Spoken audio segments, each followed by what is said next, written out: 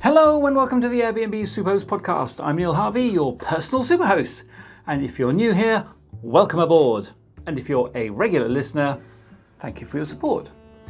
This podcast aims to share the highs and lows, opportunities and challenges that I've had over the last decade or so of hosting with Airbnb. And I'm hoping that my experiences will help you to achieve your ambitions, whether you're a live-in host or an absent host. I'll share my tips on how to keep those 5-star reviews rolling in, how to qualify and stay a superhost, and earn that guest favourite badge, which really does help to bring the money in. And I'll be sharing another superhost secret, my takeaway that I guarantee will put you on the path towards success. And it's these secrets that have, frankly, helped me to get to where I am today and have enabled me to give up the job and live off the income from hosting, just from my own home. And to place this episode onto my success triangle, which consists of your property, our partner Airbnb, and you, this episode is all about the property. Because I'm going to share an Airbnb experience that I had last week as a guest, and although everything looked fine, with just a few minor tweaks, the good stay could have been a great stay. Now on the website, the room looked ideal. It was an absent host, it was clean, it was central to where we wanted to go, there was an ensuite, just what we needed. But the moment we started actually using the space, all manner of minor irritations came to light, from missing instructions, poor maintenance, and practicalities that could so easily have been overcome with a few minor alterations. So what I'm going to do is to take you through our experience as guests, step by step, to explain exactly what I mean. Before I do that though, I would just like to say that this trip was a success. This was by no means an Airbnb from hell or anything dramatic like that. It was very good, but from my experience of hosting over 17,000 guest nights from my own home, there are a few fundamentals that, if addressed, would, in my opinion, make the place great, not just good. Now, the reason for the trip was to visit elderly relatives in the Scottish borders. But we chose this particular date as it happened to coincide with the town's big annual festival, with over 200 horses riding out to beat the bounds of the parish. It's an ancient tradition and an epic community parade with marching bands, pipers and horses galore, ending the first day with all 200 riders galloping across the River Tweed. Who needs Netflix? Now, from May to August, every town in the region holds its own version of an event similar to this. So if you're ever planning a trip to South Scotland, I highly recommend timing it around one of these festivals and looking one of them out. We were visiting on the 17th of June, the big opening day of that town's festival. So back in early March, I jumped onto Airbnb and found a twin room with an ensuite, right in the thick of it, £50 a night, right in the middle of town. So I booked it immediately. Bonus, I also used my Airbnb Superhost voucher, which is $100 awarded for keeping up my Superhost status for a whole year. Made the trip a whole much more sweeter. Now, in a recent podcast, I talked about pricing. Everything else in town was going for at least £150 a night. So at £50 a night, I reckoned that the host didn't clock that the festival was over that date, and she didn't have an eye on the calendar. So she missed the opportunity to bump her prices, which was her loss and our windfall. Now, if you're listening, dear host, and thinking, oh no, that's my listing, please just pretend you haven't heard and haven't noticed this, and don't raise the price for next year because we're likely to be back. So I booked. Confirmation came through from Airbnb, and then nothing, nada. Radio silence for over 3 months.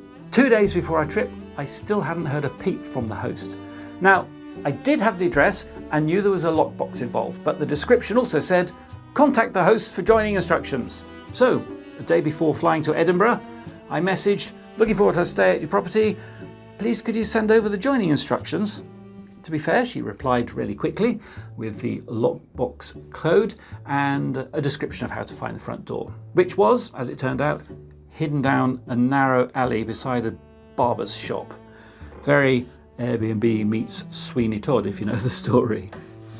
Now, how much better would it have felt to get a message right after booking that said, thanks for booking, I'll send you check-in instructions the day before arrival, looking forward to hosting you. Just that simple human touch that removes any worrying about what's going to happen next would make the intervening 3 months so much different. And you can automate the whole thing. Now, when the check-in info did arrive, it told me how to find the front door and open it, but left out one vital thing, in my opinion, and that was parking instructions. Now, in fairness, there were parking instructions. They were on the wall inside the property. The problem is, you've got to sort of abandon the car mid-roundabout and dash into the property for a quick read to know exactly what to do, which isn't very helpful.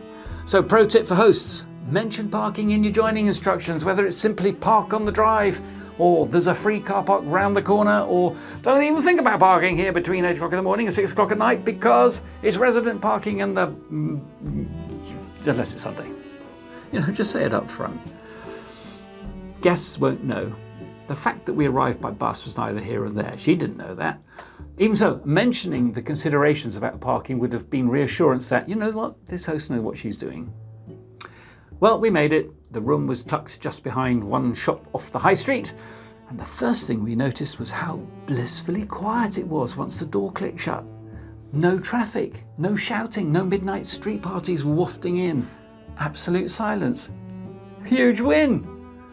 The second thing we noticed almost immediately was how cold it was. Now I know, it was June, peak sunburn season, but this room clearly hadn't got the memo. To be fair, I suspect the space used to be a storeroom for one of the neighbouring shops, and its cool qualities were probably once a selling point when you're storing vegetables, but when you're staying in it, less so. So, first order of business, switch on the wall-mounted electric heater. Bonus point to the host here, every single isolation switch in the property was neatly labelled, gold star. Now, if you don't already own one of these little label printers, I suggest treating yourself to one. Not only do they bring great joy to organised people, they actually make your guests feel clever, which, let's be honest, is half the battle. Now, the first question every guest asks, and we were no exception, was, what's the Wi-Fi code? And lo and behold, there it was, proudly displayed on the house rules sheet mounted on the wall. Admittedly, it looked like someone had leaned on the keyboard with their elbow, a chaotic mix of uppercase, lowercase and numerals, but it worked. Still, it's always more fun if the password matches the vibe of the place. Given the listing was behind a barber's shop, how about something a little edgy and thematic like Sweeney Todd? Swap a few letters for numbers, make it quirky, edgy, and boom, instant smile from your guests. Another nice touch, right at the top of the house rules, first thing you see were emergency numbers and the full address.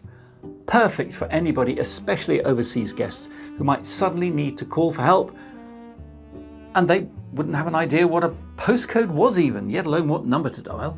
There it was. 10 points. Next stop, refreshments.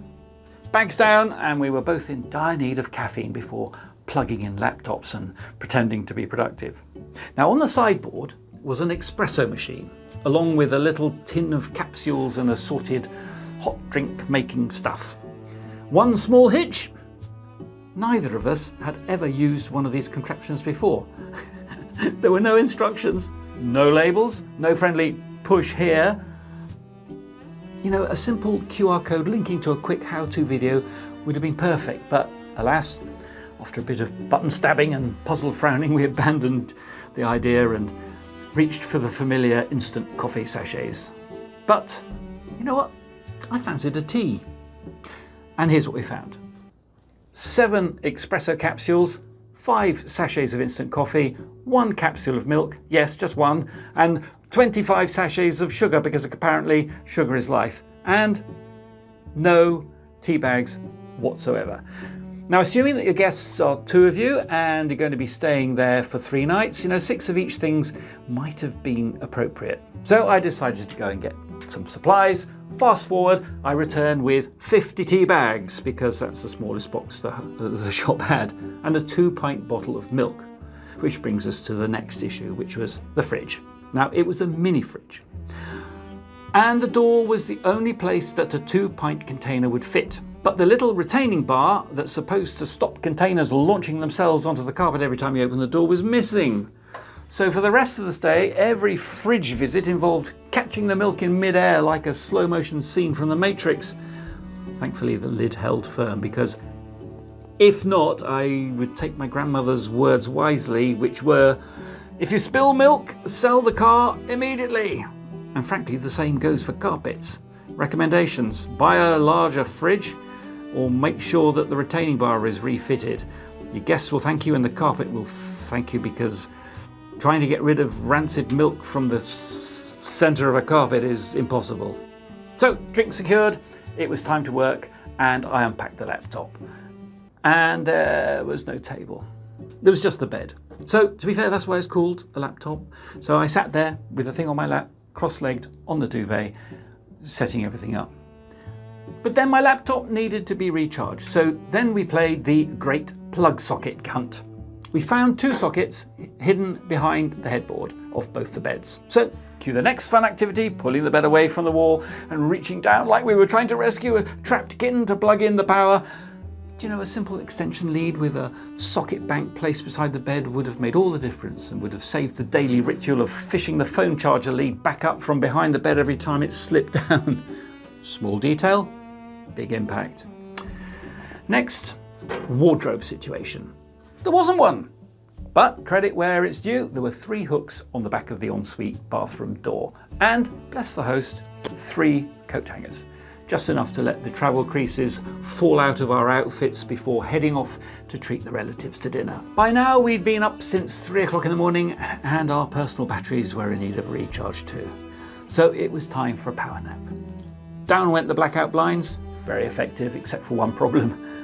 The room's entry door had a frosted glass panel in it that let in a surprising amount of light, so the room was far from dark. Tip: IKEA is just down the road.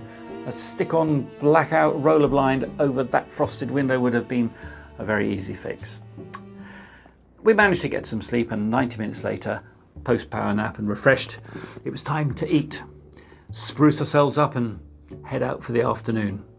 We'd spotted a Chinese takeaway on the way to the property, something nice and easy, so 15 minutes later we were back with the selection of piping hot cartons of yummy goodness. And then came the question, where do we eat this? There was no table. So once again, it was the old dinner on the lap routine. All the crockery and cutlery were supplied, tick, but a couple of trays would have been a game changer, because no matter how careful we all are, gravity always wins and the carpet gets the hit. Now, with a bit of lateral thinking, the chopping board and the breadboard became makeshift trays. Little quirky perhaps, but it worked. Now, here's a clue that our host might be eco-conscious. The waste bin was a sleek 2-compartment model, presumably for waste separation. Recycling on one side, general rubbish on the other. Very green. Only problem? No labels, no instructions, no indication of what goes where. So we ended up playing bin roulette, popping our takeaway containers and fortune cookie wrappers into whichever half felt spiritually correct. Pro tip: a little label goes a long way. Not so much of explaining what goes into where, but also what the local council accepts, because they're all different. No glass, no food waste, and please rinse your karma before placing it in the left-hand bin, that sort of thing. Well, bellies full, it was time to freshen up before heading out to meet the relatives. We turned our attention to the ensuite shower room. First discovery, there was just one toilet roll. That's it, just the one. Now, I wasn't expecting a Costco bulk pack, but 2 guests, 3 days, 1 loo roll, that's playing a risky game. And while I'd already bought 50 tea bags earlier in the day, I wasn't about to add a 4-pack of toilet rolls to my hand luggage. I can just imagine the conversation at airport security. So why are you carrying 3 unused toilet rolls and 44 tea bags? Yes, well, it's a long story, officer. Well, in the end, we rationed that single roll with wartime precision and made it last. Just. It reminded me of a line from a radio comedy sketch poking gentle fun at Scottish frugality, which was, "Welcome to my castle, Neddy. Come inside and warm yourself around this roaring candle." Similar spirits seem to be alive and well here. Well, moving on, the hot tap in the ensuite sink was having a day off. No water from it at all, but thankfully the electric shower was up for the challenge, did a fine job. Now, towel logistics. These, however, were less successful. There was nowhere to hang 2 wet bath towels to dry out. Not a rail, not a hook, not even a suggestion of where to put them. Now, I don't ask for much, but a simple double towel rail, perhaps above the electric heater, would have made the world of difference. That would be the perfect place. Warm air rises, towels dry faster, and guests don't have to play which corner of the towel is the driest every time you have a shower. We ended up draping ours over the 3 coat hooks, which were already trying to hold our clothes, and we just hoped that the water didn't simply transfer from the towels to the clothing. As far as we were aware, it didn't. Right, feeling fresh, it was time to get dressed and look presentable for the evening. One last thing was suddenly missing: a full-length mirror. There was just one tiny mirror in the ensuite, the kind you have to squint into while standing sideways with your toothbrush under your arm. Now, the wall opposite the bathroom was a perfect spot for a full-length mirror, square on. Not only would it have helped guests check their look from head to toe to check if your outfit says "you epitomise classy" or "drag through a hedge backwards, mate," it would have also made the room feel bigger.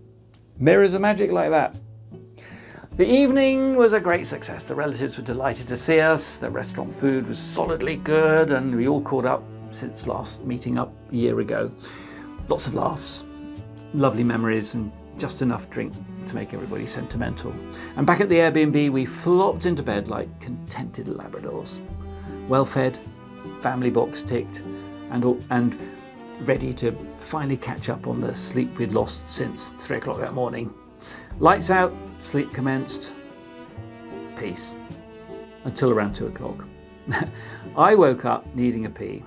Now, this is a standard midlife milestone if you've not already experienced it. And like a ninja, I slid out of bed, tiptoed silently across the room, and gently opened the ensuite door.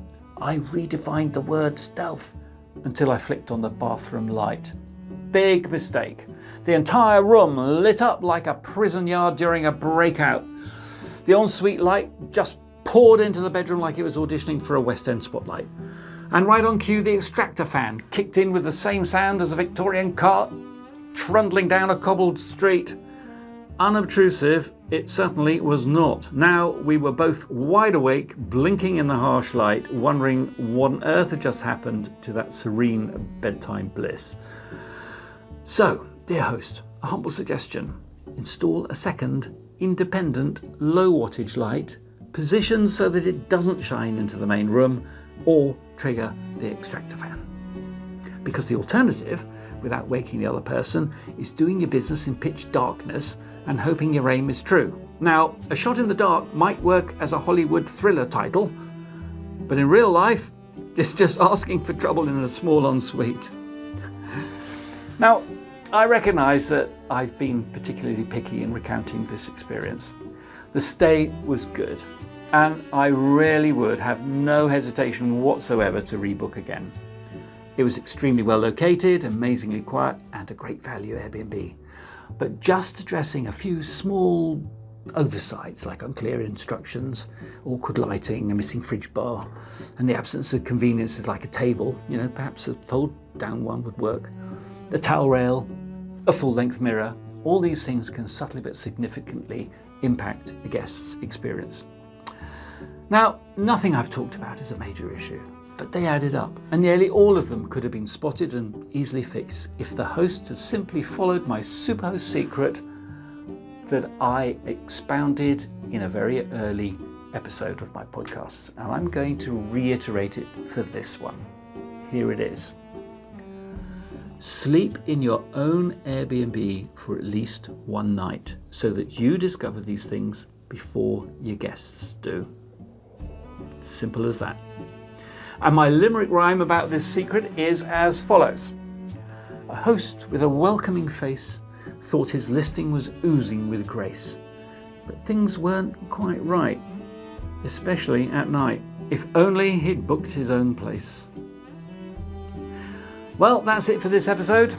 If you know anybody who might be thinking about earning some money through hosting, then please do share this podcast series with them. Follow me on Instagram, etc. at SuperhostNeil, or one word, for more tips, tricks, and hopefully a bit of laughter. And until next time, may your rooms be booked, your reviews 5-star, and you fix the snags before your guests find them.